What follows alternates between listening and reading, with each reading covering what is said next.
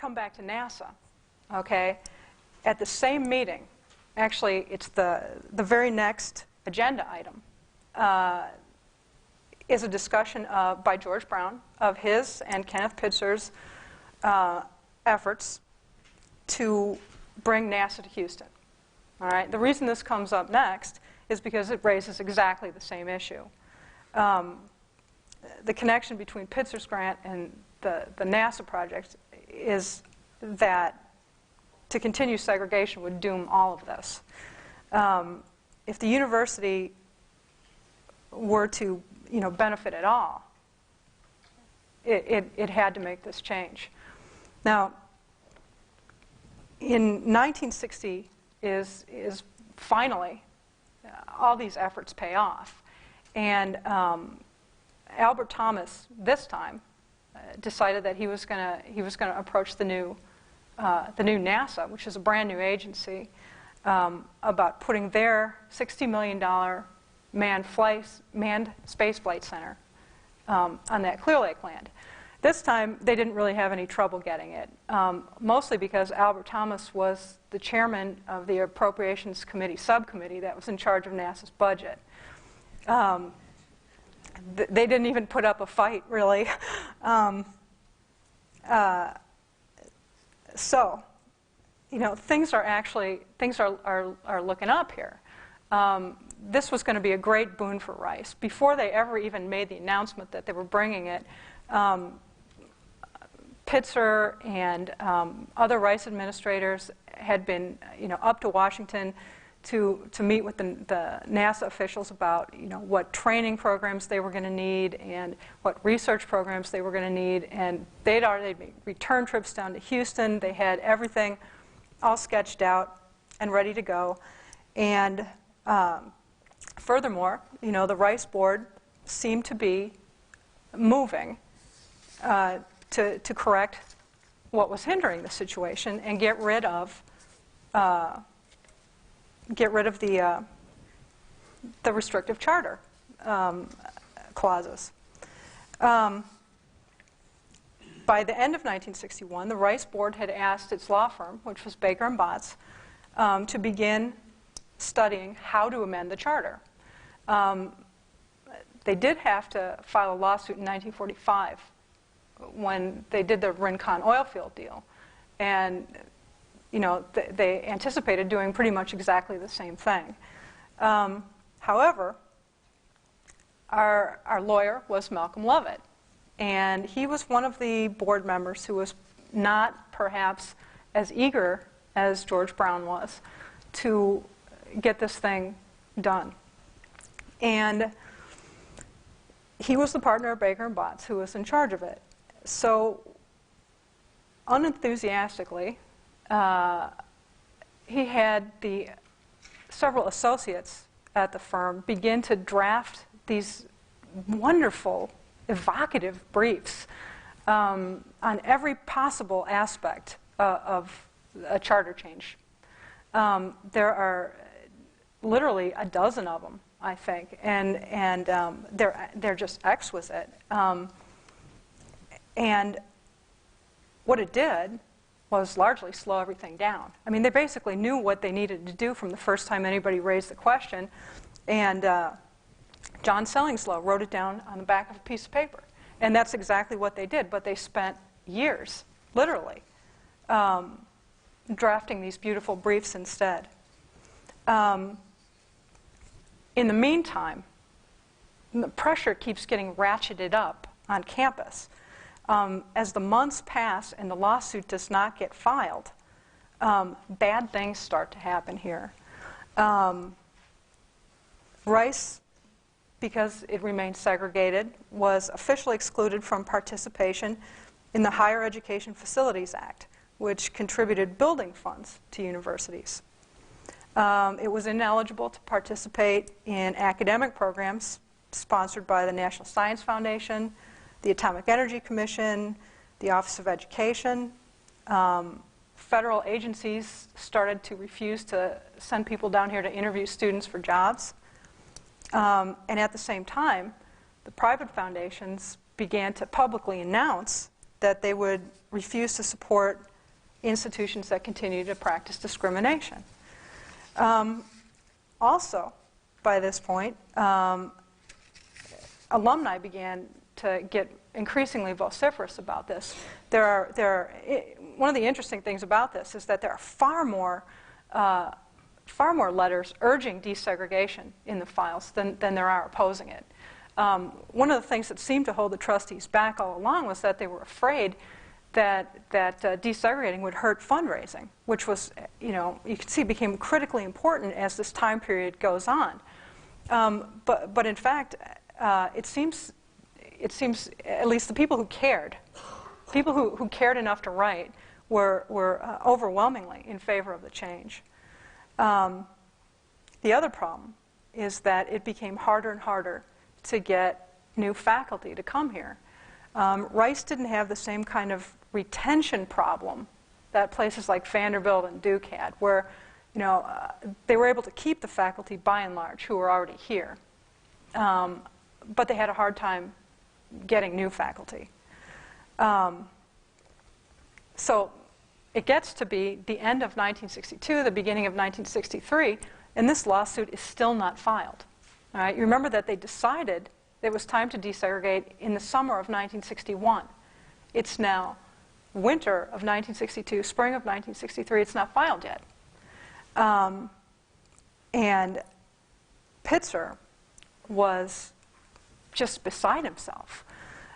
He's seeing what's happening and how the whole thing can come unraveled. And sometime over, I believe, there's no date on this letter.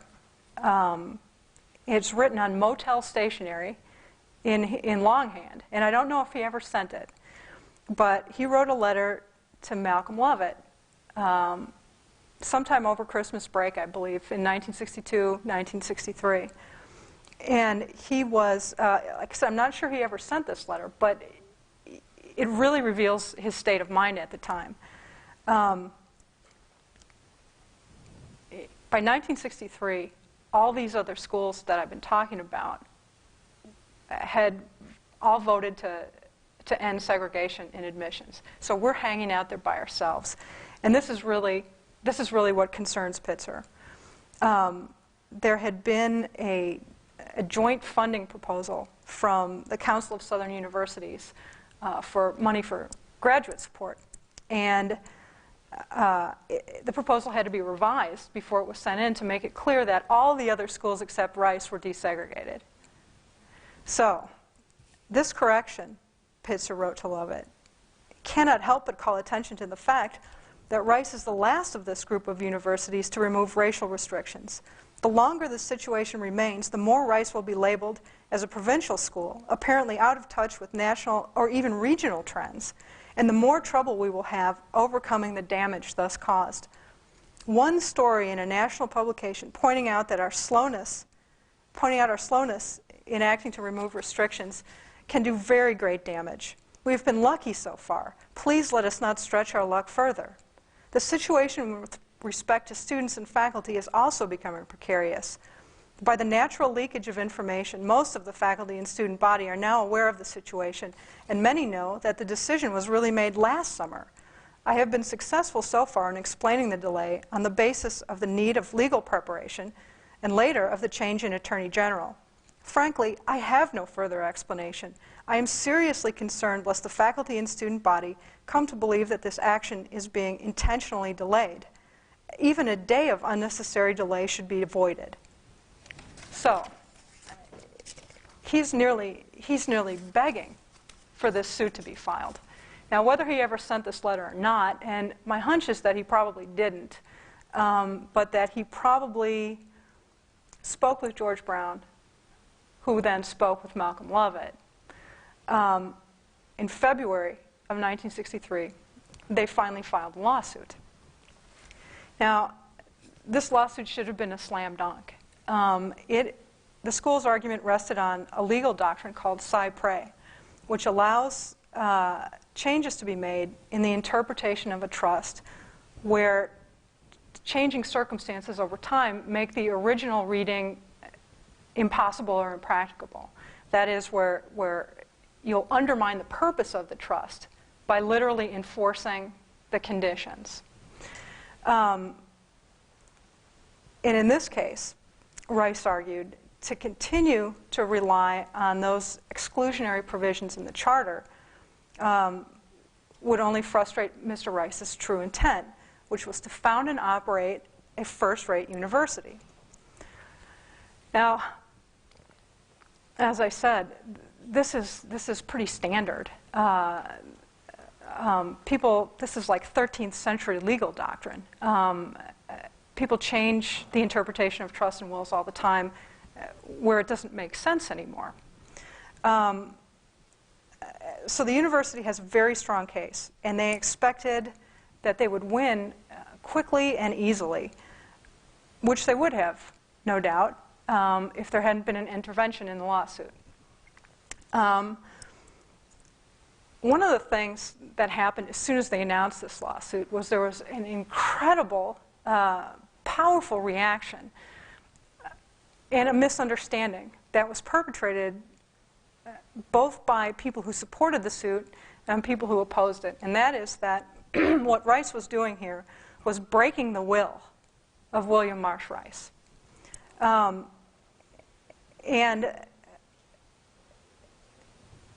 it somehow falls to Malcolm Lovett and George Brown in various venues, alumni gatherings and homecoming and letters to the alumni to try to convince everybody, both supporters of the change and opponents of the change, that we're not breaking anybody's will here. William Marsh Rice's will was never even entered into evidence in this case because it doesn't have anything to do with it. There's charter provisions, right? There's nothing in his will about excluding anybody from anything. The problem is, you know, when you're explaining things, you're always losing. It's easy for people to yell, you know, you're violating the sanctity of his will. And it's very hard to explain why that isn't the case. So they would write these long letters, I mean 8, 9, 10 typewritten pages, you know, going into great detail of the legal doctrines and the documentation and so on and so forth, which, you know, quickly devolves, at least on George Brown's part, to yelling back. You know, these 10-page letters became, you know, one paragraph where he says, if we hadn't asked the court for changes so we could buy the Rincon oil field, Rice University would be a $50 million loser. That's it. Essentially saying, you know, where were you then? You know, how come nobody was screaming about the sanctity of wills and trusts in 1946 when we were changing the charter to be able to buy this this oil field that's made us what we are today? This problem proves to be insidious and long-lasting. And just within the last month, I've had somebody tell me how Rice broke Mr. Rice's will.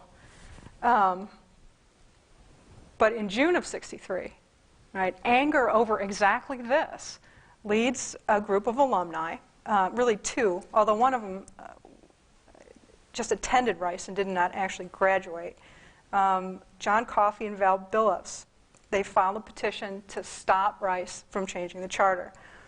Why did they do it? You know, I have to confess that I don't really know exactly why they did it. They said that they did it in order to, you know, protect all our wills from, you know, flagrant abuse like this. Essentially, that they were more concerned about the integrity of testamentary documents than anything else. But, you know, that just doesn't really ring true. Their lawyers must surely have told them that people have been changing the interpretation of trust documents, you know, since 1240. There is, though, some pretty evocative correspondence. Mr. Coffey had sponsored a scholarship that was named after him that went to, you know, unmarried, promising engineering students. And one of the recipients of that scholarship wrote wanting to give the money back when he found out about the suit and intervention. And Coffey's response to him suggests a couple of things. In the first place, he seems to have had real problems with federal funding, okay, which he repeatedly made the claim that what Rice was doing was at the behest of the nefarious Bobby Kennedy, who was buying Rice's independence with federal funds. I will say that even in the early 1960s, there was a lot of hesitation in a lot of quarters about taking federal funds in private universities. Although it didn't usually get that personal, it's not unprecedented. The other thing, which I find more persuasive, is Mr. Coffey was an inveterate letter writer to the local newspapers, and when I went back and looked, I found that he had written letters vehemently protesting virtually every change that Rice had made in the last 25 years. He was enraged that it changed its name from the Rice Institute. He was enraged that they changed the school song. He was, anything that happened, there was going to be a letter in all three of the Houston papers, enraged that they were trying to change things at Rice. So, my deep suspicion is that he just didn't want anything to change here. He thought that it should be exactly the way he thought Mr. Rice thought it should be, which it never was from day one. And I think that's pretty much what it's all about. And in the intervention, that was the first argument that they make, okay, that you violated the testamentary intent of the donor. Well, that's just basically completely absurd. The second point that their attorneys make is much more interesting, and that is that they argued that you can't prove that William Marsh Rice intended to found and operate a first-class university, only that he intended to found and operate a university. Now, this flies in the face of common sense, but yet they had a point. This is troublesome because it's true, right? You can't prove it. Anything that the Rice lawyers cited to demonstrate that William Marsh Rice intended to found a university of the highest order was hearsay. He wasn't there to testify, and he never wrote down, "I intend this to be a good university." Still, it slowed things down in an incredible amount. So they're hashing all this stuff out in the courtroom, and in the meantime, on campus, things are getting worse and worse and worse. It's now the summer of 1963, 2 years after they decided that they needed to change their admissions policy. And it's just deteriorating incredibly. Rice had made an application to the Ford Foundation for a matching grant that could have been multi-million dollars. The Ford Foundation wrote back and said, we don't know. We're going to have to wait and see what happens in your lawsuit.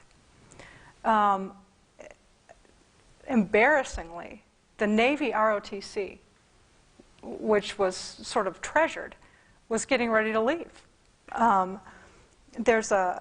have a letter here from the Vice Admiral of the United States Navy and Chief of Naval Personnel to Kenneth Pitzer. As you know, national policy requires that there will be equality of opportunity in the armed forces of the United States. Much sound progress has been made since the inception of this policy in 1948. To continue indefinitely, naval units where race or color would be a bar for entry to morally, mentally, and physically qualified applicants would not be within the spirit nor the intent of this equal opportunity policy. Through many years, we have been most pleased with the product of our NROTC units graduating from Rice University. We would sincerely hope that a solution to our mutually understood problem will be possible, enabling us to assure equality of opportunity to all qualified applicants. I assure you that this letter is not meant in any way to intervene in university policy. It is written solely for the purpose of ensuring that national policy in regard to naval units is followed. This was, not a death blow, but it was horribly, horribly embarrassing.